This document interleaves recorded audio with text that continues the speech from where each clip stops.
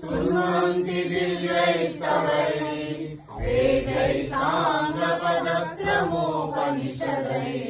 गायन्ति यं सामगाः ध्यानावस्थितगद्गतेन मनसा पश्यन्ति यं योगिनो यस्यान्तं न विदुःसुरासुरगणा देवाय तस्मै नमः देवाय तस्मै नमः शान्ताकारं भुजगशयनं पद्मनाभं सुरेशं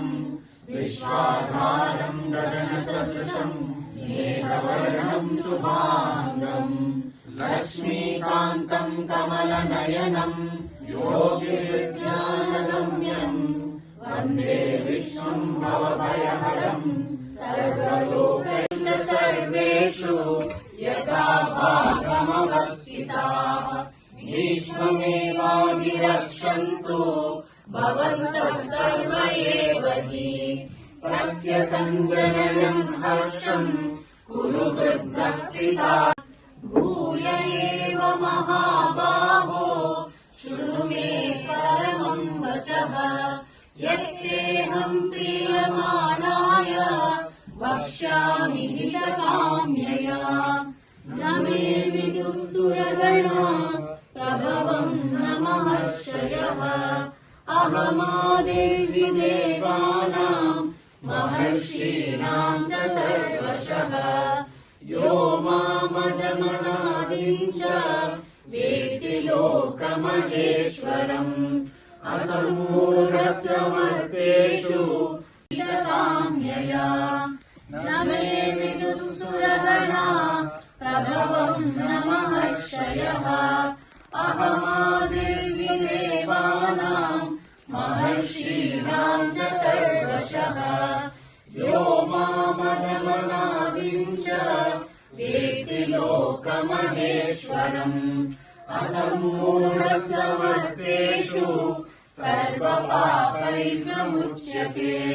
बुद्धिर्ज्ञानमसम्मोहः क्षमा सत्यं दमः शमः सुखं दुःखं भवो भावो भयं चाभयमेव च अहिंसा समता तुष्टिः तपोदानं यशो यशः भवन्ति भावा भूतानां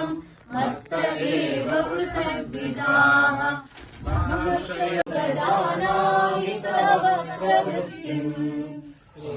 श्रीभगवानुवाच कालोऽस्मि लोकक्षयकृत् प्रवृद्धो लोकान् समाहर्तुमिह प्रवृत्तः हृदे विद्वानः सर्वे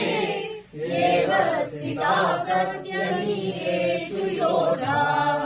तस्मात् त्वमुत्तिष्ठ यशो लभस्व जित्वा शत्रून् राज्यं समृद्धम्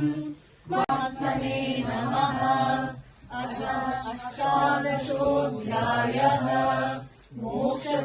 मोक्षसंन्यासयोगः अर्जुन उवाच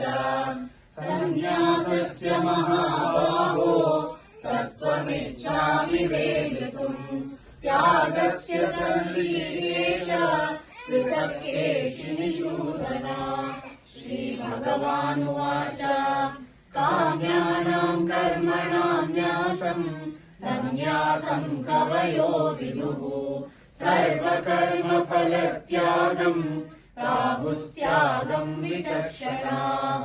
त्याजम् दोषवदित्येके कर्म प्राहुर्मनीषिणः यज्ञदानतपःकर्म न त्याज्यमिति चापरे निश्चयम् शृणु मे तत्र त्यागे भरतसत्तमा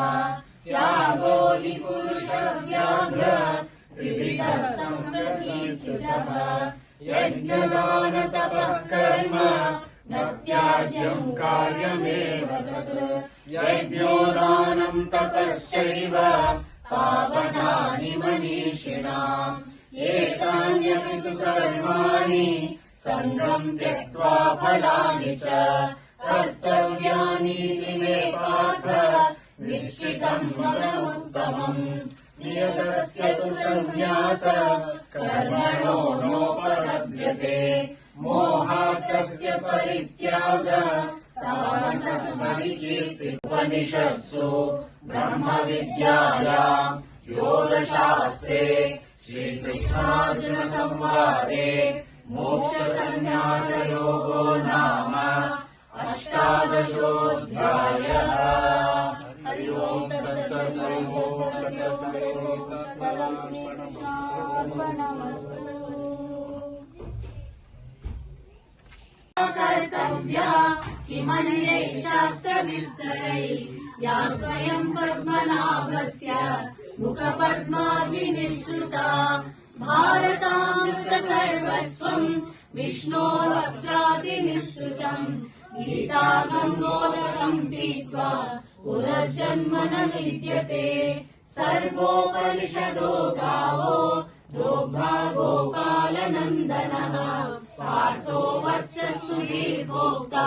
दुग्धम् गीतामृतम् महत् एकम् शास्त्रम् भगवद्गीते मया जय भगवद्गीते हरिः कमलविहारिणि हरिः कमलविहारिणि